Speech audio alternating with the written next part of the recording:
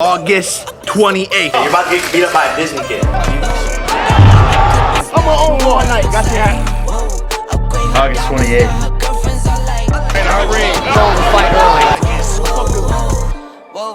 It's gonna be pretty embarrassing for you. August 28th. What's up, guys? Before we get started, please like and subscribe to this channel. It is a new channel and we're doing all sorts of content, specifically covering social media entertainment. If while you're watching this video you enjoy it, go ahead and smash that like button. Helps with the algorithm. So Jake Paul is set to fight Tyron Woodley on August 28th. I'm going to talk a little bit about who Tyron is and what kind of fighter he is. He comes from UFC. He is 5'9". He's 39 years old. He has a 74-inch reach and he has a record of 19 wins, 7 losses, and 1 draw. In comparison, Jake is 6'1". He's 24 years old. He has a 76-inch reach and his record is 3 wins, 0 losses, 0 draws. So there's a couple reasons why this matchup is important. A lot of people are saying Tyron is going to be the first real striker Jake is going to be fighting. If you look back at the past matchup Jake Paul had with Askren, a lot of people were saying that Askren basically threw the fight. Yes, Askren was in the UFC. He's a great fighter and all right, but compared to other fighters and just, you know, it doesn't look like Askren trained for that match. And there's a lot of speculation that he basically threw the match with just how it ended. So many believe Askren threw the fight and that Jake has not fought real strikers and that he's even avoiding fighting real strikers. So him signing with Woodley is basically upping the ante in a lot of ways. Woodley's not much different than Ben Askren. I promise you he's a better boxer. He certainly is a better puncher, but he's not a boxer.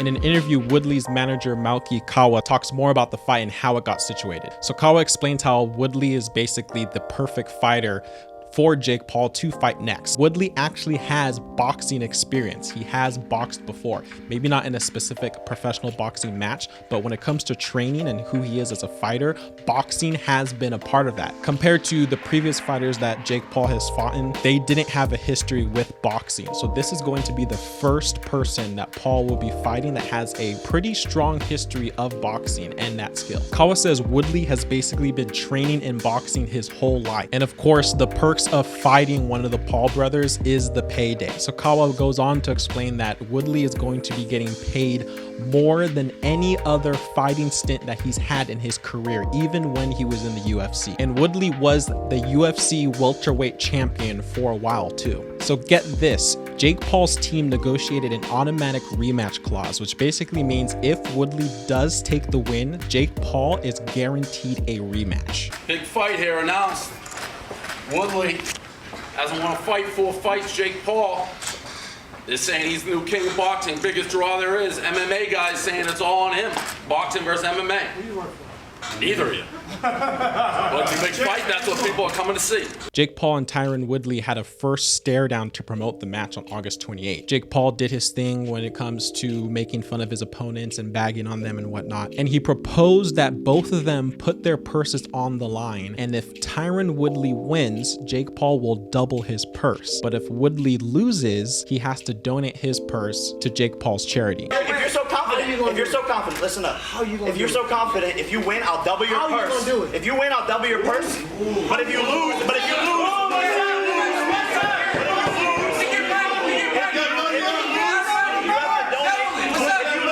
donate your purse to my charity.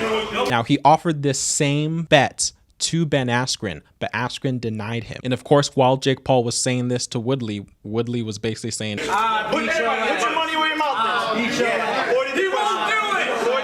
And it isn't really known if Woodley's going to take Jake's offer. Now, a couple people are already commenting on the fight matchup and how it's going to end. Dana White said this. Tyron Woodley doesn't look like, you know, the Tyron Woodley of the past that was putting everybody to sleep. He hasn't won a fight in 3 years. He's going to be 40 years old, you know, but I will give it to him. He's at least stepping in there with a guy who can punch. Michael Bisping talked a little bit about it. He said that Woodley doesn't necessarily have the advantage, but technically Woodley should win. You're saying you think Jake Paul would beat Tyron Woodley in a boxing match? I'm just saying that you can't expect Tyron Woodley just because he's got a fucking do-rag on and a neck tattoo that he's going to go out there and beat Jake Paul, right? I think Jake would do better But the thing is, for Tyron, he's not going to be scared. He's not going to be bothered, and he'll probably just throw a little bit more. Dana White kind of mimicked the same thing as far as Woodley hasn't been around. He hasn't fought in several years. Woodley should knock him out. But again, the Tyron Woodley you talk about that was the champ isn't the same fucking guy he was, 4 years ago. Jake Paul at this point is a pretty legitimate fighter. So while this is probably going to be Jake's hardest bout yet, all the cards aren't necessarily in his favor. If you guys are enjoying this channel, please subscribe. Please hit the like button. It helps out with the algorithms. All right, guys, that's about it. It was a quote that Muhammad Ali said a long time ago. I'm probably going to mess it up, so I'm going to paraphrase it. He said, if you ever dream of knocking me out, wake up and apologize. That's my comment to Jake.